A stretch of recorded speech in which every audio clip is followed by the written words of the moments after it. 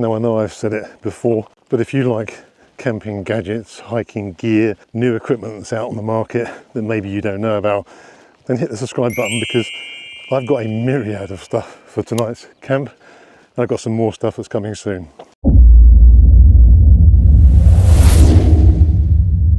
Now the first item is probably the simplest thing in the world, and I like simple gadgets. They don't break, they think outside the box, and they're a bit different. And I've said on loads of previous videos recently that I've started using trekking poles all the time, simply because I've got dodgy knees, bad back, and they help. So whether I'm carrying a trekking pole tent or not, I always bring my trekking poles with me.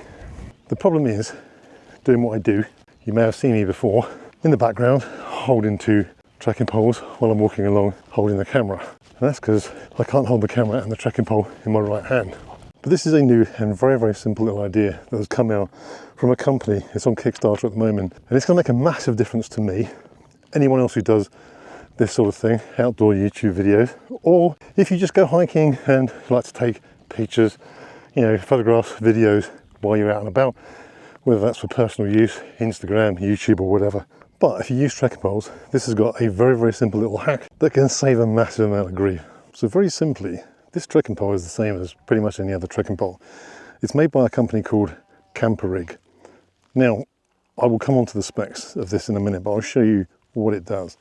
And it's just very, very simple. On the top here is what looks like a USB charge port cover. And you just pop it off, and inside it has, hopefully you can see that, a 1/4 inch thread. So suddenly this has the capacity to be a selfie stick. That on its own would be good, but it has several different things as well. And I must admit, when they offered this to me and I was contacted, I was a bit skeptical. And I looked at all the specifications, did a bit of studying, and thought to myself, actually, do you know what? This is a really, really clever little idea. It's not just that. There's a couple other bits that go with it as well that make it really, really good. So included in the pack with this trekking pole, you get your normal snowshoes, and you get mud shoes, and you get the rubber caps that go on the bottom of the trekking pole, so when you're walking on concrete or what have you. And they have tungsten carbide tips, so very similar to your normal standard trekking pole. But you also get a few other little bits and pieces as well. One of them is this, which I could not work out for the life of me at first, but I found out. The other is a tripod ball head with a quarter inch screw on the bottom. But this 1/4 inch screw thread comes off and it's double-sided, so you've got a male-to-male thread. And that means you can change this with other adapters. You also get a GoPro mount, you get these two accessories. So you also get an expandable phone holder, so if you just use it for your mobile phone as a selfie stick, or for taking films or whatever on. And the phone holder also has a cold shoe jack as well. So you can actually add a light or a microphone to it. And I've not seen that on a phone holder that goes onto a tripod. It's quite clever. So all you do is you attach this to the top of your trekking pole, like so, and then you can add your accessories onto it.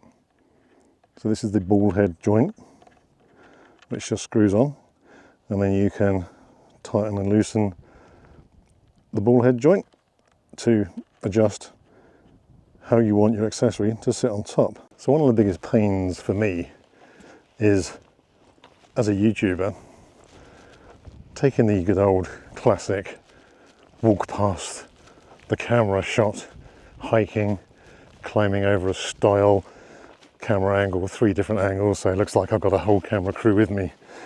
Every time you do that, I have to stop, take my backpack off, take my tripod out the back of it here, as you might be able to see on the side, set it all up, put my backpack back on again, and go through all that rigmarole twice, and then put it all back in again afterwards.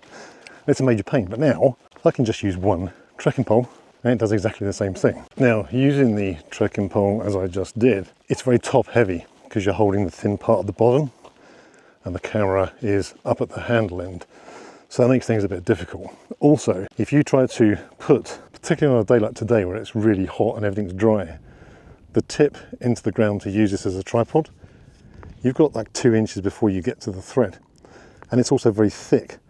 So when it goes in the ground, it creates a wider space, doesn't go in very deep, and then this thing, it could fall over and smash your camera. So there is another little option. This is what I was talking about and I didn't know what it did. So essentially, all you need to do This works like a clamp, the same as it would do on a normal trekking pole. You put that in the end, clamp it on. You've then got a 1/4 inch thread on here, and then you can put your ball joint on this end, and then you've got a lighter stick to be able to walk around and selfie film, and I'll show you. So now I'm using the handle of the trekking pole, and it's a lot more balanced. The main part of the weight is up here from the trekking pole, and the weight of the camera is at the other end. So this is a lot more comfortable and much easier to use. So how do you get around the fact that if you use this as a tripod stuck in the ground, that it's going to wobble or fall over? Well, within the pack I found something, and I thought to myself, what the hell is that? I didn't understand what it was for, so I watched and rewatched their video, and I'll show you.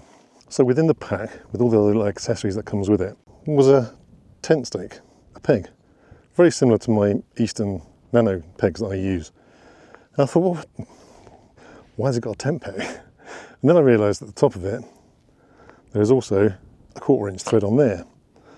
So what you do is you thread this now onto the extension that's on the spike, and then suddenly you've actually got a tent stake that you can drive into the ground, and it will keep it solid and much better for either doing stationary photography, stupid YouTube walk pasts, or anything else you want to do, whether it's a sunset time lapse. It will just keep it rock solid, and I'll show you. Right, so I'm hoping you can see me because I can't see a thing with the sunlight on the screen. So basically now this threads onto the bottom of the trekking pole, and you can now drive a tent stake deep into the ground, and you've got a much more solid trekking pole. There's still a bit of wobble on it, but it's way better than just having the tip going in. This ground is rock solid at the moment, so it's not perfect for it, but it's done sight better than using just the tip, because you know that isn't going to fall even if it wobbles. So if we put aside the things that these trekking poles can do and look at them just as standalone trekking poles, so they're made by a company called Camperig, and they are new to the market. They're on Kickstarter, and looking at the specification of the poles, they go up to 135 centimeters, which is more than enough for me, and I'm 6'4". They are made of a 70-75 aluminium, so they're very strong, and they're not too bad on the weight. Now, looking at trekking poles, the ones I generally use are carbon fibre from Get Out Gear, and they're designed for an extension to a chair, but they weigh about 245 grams each, and they're made of carbon fibre. These are aluminium, and they weigh pretty much exactly the same as well. And then when you start to look at prices of trekking poles, when I first started looking at them, I thought, oh, 70 quid, that's not bad. Then you realise it's for one. I don't want one trekking pole, I need two. And yes, you can get some cheap ones, and there are some incredibly expensive ones. And there are some out there that are a lot lighter than this, so if you're looking for, you know, ultra light, you can find 170 gram, 130 gram trekking poles. But if you just want a pair of fairly decent aluminium telescopic trekking poles as opposed to folding ones, I'm not a fan of those. These at the moment are on Kickstarter, $79 for the pair, including shipping. You get all the equipment that goes along with it. So it does make a good option for someone who does what I do, goes out camping, films it, or if you're just into a bit of photography. Loads of people use selfie sticks nowadays. So if you're going hiking and you're using trekking poles, you haven't got to bring a selfie stick along. The handles of the poles are foam, so you get different grip height variations. And also it's got a really nice quality soft strap to put your hand through, and a really easy adjuster. My carbon trekking poles I find are a bit of a pain. You have to press a button to actually adjust it. This you can just pull it tight and then pull it loose. Really comfy. So go check them out. I'll put a link in the description below. So go and check them out and have a look. I think $79, including shipping, is a real bargain for these. Once the early bird price goes, they go up to $119, which I think is still pretty good. So on top of the trekking pole tripod, I'm also out tonight in the Enran, the 1P, the polyester version with the 3-season mesh inner. So I'm testing that out tonight. It's not going to be a test, it's lovely. But that's what it's designed for. Nice weather, mesh inner, lots of airflow, keep you cool. So yeah, I'm going to try that out tonight. So next on the agenda is a new sleep mat that's come out from Lightour. Now, you've probably seen me review several Lightour sleep mats over the years. I think I've had 3 different versions, and they've all been very, very good. This one is a little bit different in that its pack size is absolutely tiny. Now, I'm hoping James from Camperlists has sent me the right size and not a small one, because this looks really small. I've not had the chance to even open it yet. But this is a bit different from most other mats. It's a double-sided mat, so you can inflate the top and the bottom. It's a 7R value, so it's really warm. It's going to keep you warm in the winter. But also, if you get a puncture underneath it, only that one part, that one chamber will deflate. You've then still got the backup chamber above it. And I think that's a really, really good idea. Now, we'll get this blown up. I'm going to sleep on it tonight, and I'll show you inside the tent. But basically, this weighs about 690 grams, and it's about 125 pounds. So if you think about a 7R value mat for 125 pounds, that's pretty good. But also one with the dual chamber. 690 is not the lightest mat in the world, but it's not bad. It's on par with most of that sort of R value. So I'll get this pumped up now, and I'll show you it inside the tent. The tent is looking good, basking in the sunlight. There's a lot more of a wind here than I thought there was going to be. It said there was basically going to be nothing, but there's a fair breeze. You can probably hear it on my microphone. I've got this fully guyed out. I haven't done the end corners. I don't think it really needs it. Door's open at the moment, so there's a bit of flapping because it's lost some rigidity. But I'll get this mat and I'll show you. I'll bring you inside. It's blinding me trying to look out the door to talk to the camera. Obviously it comes in a pump sack. They're really good pump sacks on these. However, being dual chamber, I'm not going to use it. So I brought a little pump along with me. This is one of my favourites. It's the Peaks Motion Pump. One I did a review on. Tiny, it's even smaller than the Tiny X2. Still got a lantern on it as well. Hopefully I've got the right adapter for it. So I'll get this out and I'll show you. So yeah, if you take it without the pump sack, then that's the size of it. Basically, can of lager. So it has a little ranger band on it, and you've got a punch repair kit. But obviously this has the backup of having a dual chamber, which I think is just a really clever idea. Hopefully you can see in this a bit restricted space. So that's one side of the mat, and you have an inflation chamber there, inflation port, and then on the back side of the mat, you've got another one. So, I want to show it. I'll get this pumped up. I'll bring it back in a second. Okay, so hopefully you can see as much as you can in here. There's not really a lot of space to film as well as show you gear. So, I've got the mat up. It is the large one. So with me on it, my feet are at the end. I can't remember the exact measurements off the top of my head. I'll put them on the screen. But it's not as thick as some of the other mats that I've got. And one thing I have noticed is laying down, I've got it firm, it's absolutely fine. On my side, my hip does not bottom out, so there's still movement there, which is fine, that's going to be okay. The only thing is, as soon as you start to sit up, it does bottom out, so it's not the thickest of mats. But it's good from a safety aspect in that, one, it's a 7R value, so it's going to keep you warm, and 2, if one chamber does burst, if something comes through the bottom of the tent and blows the pad, it's not going to be the comfiest night, but it's going to be better than sleeping on the cold hard floor. So you've got that backup on it, and I think it's quite a good idea. I would like to see it thicker. You know, if it went up another 100 grams or 150 grams, I don't think that's going to be a major issue. It would just give a bit more comfort, and also if it then burst one side, you've got a much thicker top section to give a bit more comfort on it as well. But yeah, it's quite nice. So the next piece of gear that I'm going to test out and show you is this, a can of Thatcher's Haze, nice and chilled. So I'm going to have a break and a cider. I'll come back to you in a bit and show you the rest. It's actually getting a bit chilly up here now once that sun starts to go down. So next on the list, Nightcore. Now Nightcore have sent me several things. One of the things with Nightcore is they tend not to offer discounts to customers or viewers of reviews, but it may or may not be by the time this video goes out, but they are trying to get me a discount code. So if you wanted to buy anything from their site, then that might be up, hopefully in time for the time this video goes up.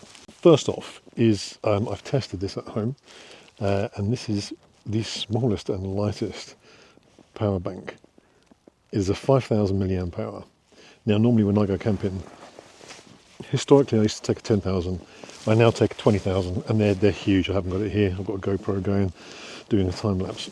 It's a brick. It weighs a ton, and I always tend to overdo what I need. I'd rather take two 20,000 milliamp hour batteries that weigh 500 grams and come back with one of them full than take one and run out. So I always overdo it. But my phone, I've got a Samsung Galaxy S24 Ultra, so it's pretty much the biggest phone you can get. If you don't do YouTube videos and need loads of electrical equipment, then this could work really, really well. It weighs 89 grams. It's carbon fibre. It's called the NB Air. It's a fast charger as well, which I really like. You don't get a lot of power banks that do fast charging. So it's a USB-C port, obviously to your phone. But in theory, my phone could be completely dead with a 5,000 milliamp hour battery that's in it, and this could fill it. Now, my phone was about 25%.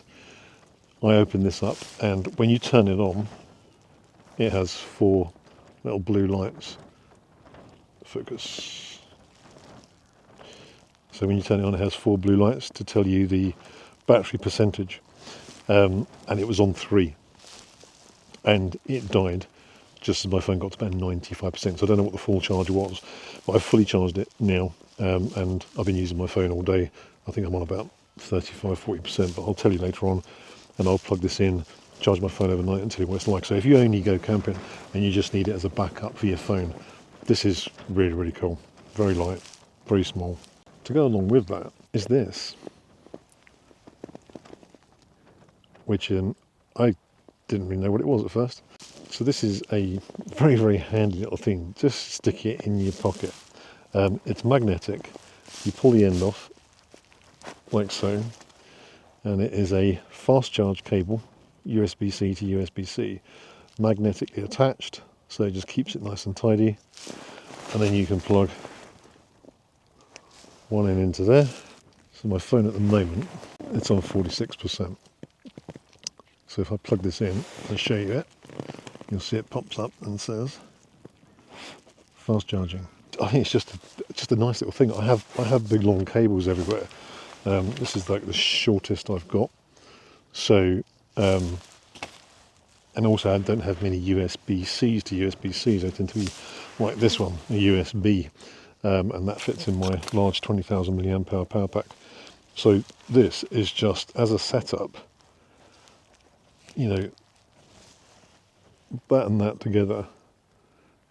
It's just nothing, and it will charge your phone fully. So I've got a big battery on my phone. It's a 5,000 milliamp hour, which is the same as that. So next up, company reached out to me with something that I thought, actually this is a clever idea. It's a good safety thing as well.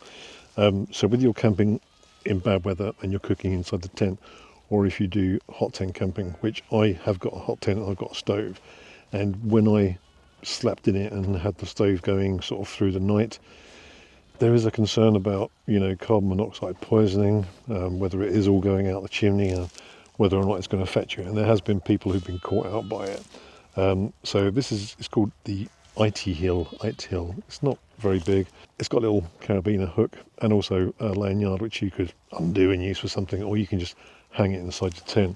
But basically, you turn this on and it will measure your carbon monoxide.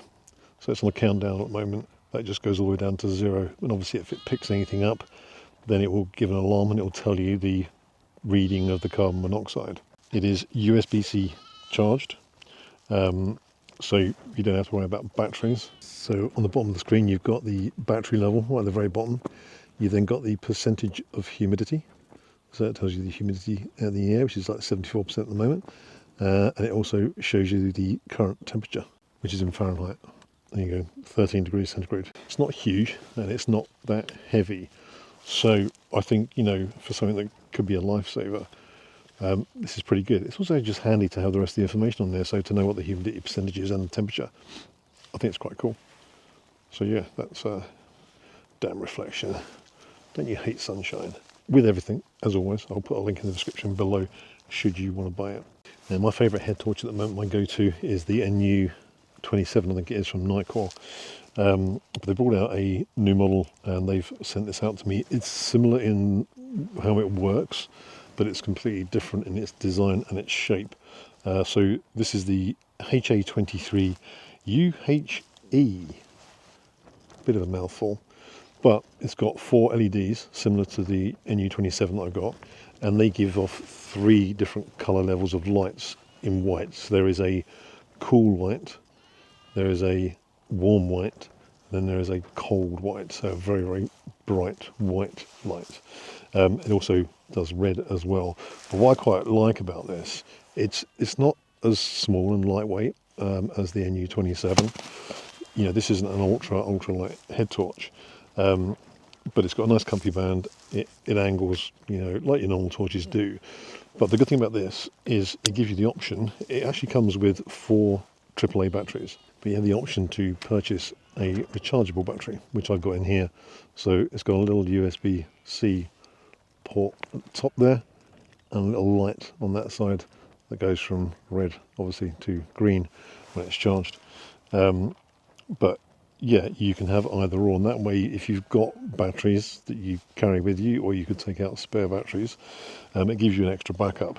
I will try it out later on when it's dark. Obviously, it's not going to be for quite a while yet, but I'll test that and I'll show you it. Staying along the line of torches, Sofirn have got a new model out as well, the SR20 Mini. This is a really nice, tiny little torch. It's quite good spec. I will tell you all about it later on, but I'll show you it when it gets dark. Just going back to the tent briefly, I've done no adjustments to this at the moment, just as it is. Vestibule size to give you an indication. That's my 45 litre backpack in there with all my rubbish.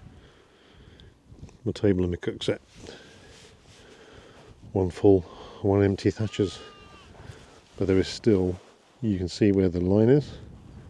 That is all vestibule space. So you can put a load more stuff in there. Now I've just disconnected the cable down here, and I can now move that out to there. Tons of space. In case you were wondering, it is such a stunning evening. I'm going to extend you out so you can see that sunset behind me. Absolutely beautiful. Can't beat it. There's the head of the man who stole my space. I normally camp just there, so I can watch the sunset. And there was one man in one spot. So I'm over there in the shade, in the cold. Damn you. Well, yeah, hopefully you can see me there. It's now about 11 o'clock at night. I've just spent hours just chatting to a guy who's camped up next to me. Nice chap, if you're watching, say hello. Anyway, I'm going to show you these torches now. So I've got the head torch on at the moment. So when it's on, if you hit the mode button or the on-off button, it goes from the different versions of the light. So you've got warm white, bright white light, and then a white light. See if you can see the difference behind me. So this is the warm light, and this is the bright white light, and that's the normal white light. And if you press and hold the right button, there's 2 buttons on here, it goes to the different light levels. So you've got low, medium and high, and then that's warm. I like the warm light. That's warm and high. And then you've got the cold white. It's got a really good throw on it actually. It's got quite a good distance. You can see a fair old way. But while it's off, if you press and hold it, it then goes on to red. And then you've got 2 different levels of red light. When it's on white, if you double press the mode button, you've then got SOS. So this is on full power, and those rocks over there, they're about 100 yards away. Lights them up really, really well. Warm light, cold white light. It's nice, it's a comfortable headband. I like the versatility, the fact that you can use AAA batteries or the lithium battery that comes with this one. The lithium battery is an option, so it comes standard with AAA batteries, so you can choose to have either or. But yeah, I like it. Hopefully I will get a discount code before this video goes out, but if not, maybe I'll do a post on my channel just to say there is a discount code if it comes out afterwards. But now I'm going to show you the Sofirn torch. Okay, so the Sofirn, it goes from a moonlight mode right the way up to, there's moonlight, up to 1250 lumens and 142 meter beam. So I'm going to show you what that's like now. So when it's off completely, if you press and hold it, it goes on to moonlight mode. So this is just it on moonlight. Hopefully you can see. And then if you press and hold it, it will cycle through the different options of low, medium and high. Moonlight only comes on when it's off, and you press and hold it. Double click it and you've got turbo.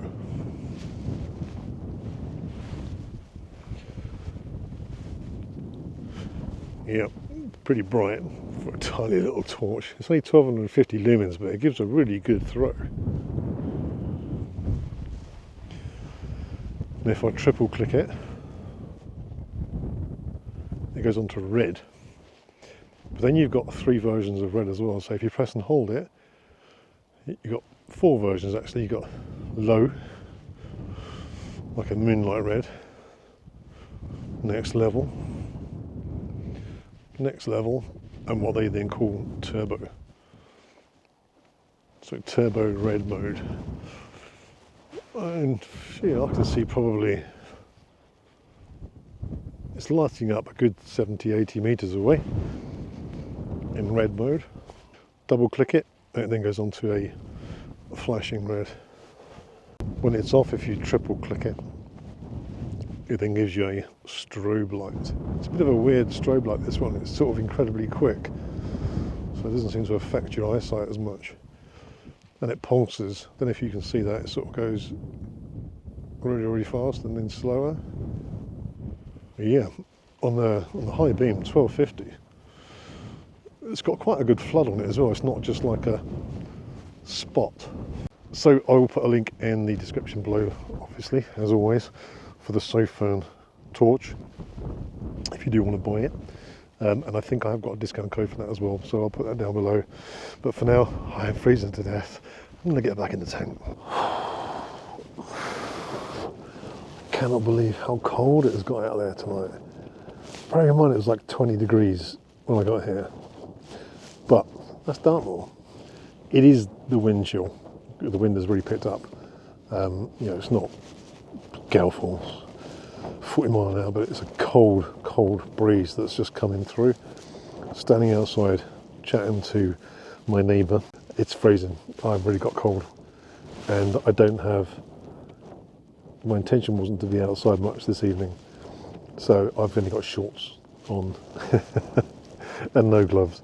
So yeah, freezing. Anyway, I'm going to plug my Lightour 5000 milliamp hour power charger into my phone, 5000 milliamp hour battery, which has 31%. So I will plug that in and see if it will fully charge it by the morning. I'm pretty sure it'll be all right. Anyway, I'm going to test out this mat tonight and the charger, and I'll let you guys know how it went in the morning.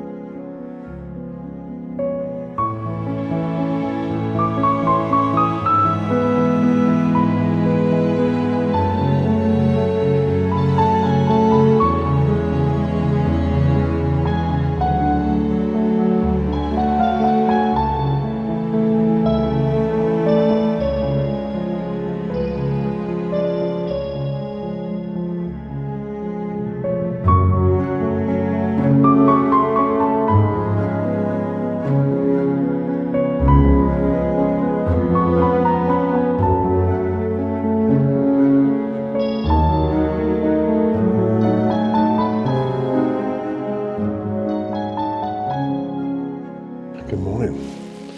I did not realise how cold it was going to be last night. It was absolutely freezing outside for ages, chatting with, I think his name was Colin, I can't remember now. But we ended up ducking down behind a rock because the wind picked up. It wasn't powerful wind, but it was bloody cold. It really dropped the temperature. And I've only got shorts on. My intention wasn't to sit outside all night long, that's the problem. But being inside here, full mesh inner, hasn't really helped. So yeah, it was a bit of a chilly night last night. But going back to the gear, the Lightour 5000 milliamp power bank. My phone was on 99% this morning, so that's gone from probably about, was it on 30%, something like that last night, by the time I actually went to bed. So not fully charged it, but if it's the sort of thing that you're going to carry just for charging your phone, then that's going to give it another boost back up pretty much to full. And again, that is a big battery on the phone, so yeah, that's done okay. I really like the little cable. The power lead is really cool. The mat was fine. It was comfortable. What I did find though was this could do with being thicker, but the valve at the bottom of the mat, now I think I should probably have that at the head. I think normally if a valve is at the head, it should be underneath, which they normally are on most mats. They're orientated so that the top surface is the top and the valve is underneath it. And I thought to myself, well, I don't really want it up the head end because you've got a valve on both sides, so the valve will always be at the top. But I think that's a better way to have it because it will be under your pillow and out of the way. Because twice, not when I was asleep, but when I was faffing about in here last night, and then I did it again this morning, twice, I just caught my foot on the valve, which goes, pops it off, and the thing goes, and deflates. And you can't turn it upside down to stop that happening because it's got a valve on the other side as well. So, yeah. The only thing I have noticed, though, with it is when it is deflated, one side, there's not a huge amount of protection between you and the floor. It's hard to gauge how much there is. It's hard to notice a real massive difference between a half inflated mat and no mat at all. But I'm a heavy lump, so it's going to depend on how you sleep. At the end of the day, it's going to give you some protection and a bit more than a mat that was completely flat with no air in it at all. So my thoughts on this tent. Now, they've changed somewhat. So the polyester 10D, doesn't stretch as much in theory as the 7D sil nylon. But as I said before, when I took the 7D sil nylon one out in the pouring rain, it didn't really stretch at all. Last night, even with the wind, and it was pretty windy last night. It wasn't, horrific high winds, but it was fairly windy. The entire tent is absolutely covered in condensation. Inside, it's soaked. Outside, it's soaked with the morning dew. But what I did notice last night was, in the wind, all tents are going to move a bit, and this was literally just moving a little bit. Nothing major, and I wouldn't class it as a flappy tent. I said before on the Enran 2, it's not flappy. You just get a bit of movement with it. But I think the difference between this polyester material and the sil nylon, it's almost, if you think about if you had a sheet of silk, right, and you flicked it like you were trying to make thunder out of a piece of metal, right? If you flicked a sheet of silk, you wouldn't hear it. It would just jiggle about and you wouldn't hear it. But if you did that same thing with a big sheet of paper, you'd get that sort of thunderclap. Not a thunderclap, but you'd hear the movement of the paper because the material is different. And last night, bearing in mind I slept in the 7D sil nylon one, and to me it was just, that was high winds. To me it just felt like normal tent noise. Nothing stood out for me to have an issue with. This, with the polyester, to me just sounded considerably louder. It was like a paper flapping instead of a silk flapping. It's hard to describe, and I tried to film it, and when you listen to it back, you can't really hear it. But it's got more of a solid noise. I don't know. It's hard to say, but I found it really, really irritating last night, laying in bed trying to sleep, and the noise. It was just like someone had a sheet of paper going. It's not like your crinkly sort of DCF type of a noise. It's different, and I don't know if I like it. Personally, for me, I think that the silk nylon is my preference now after last night, but something does need to be done about the door. I do not like the door that zips and then comes inside, and today has perfectly summed up the reason why. There's a huge amount of condensation on the inside of the tent, wet on the outside. To get that door inside here, it's almost impossible to do it from the inside without getting out and doing it. I'm going to turn you around and I'll see if I can show you what I mean.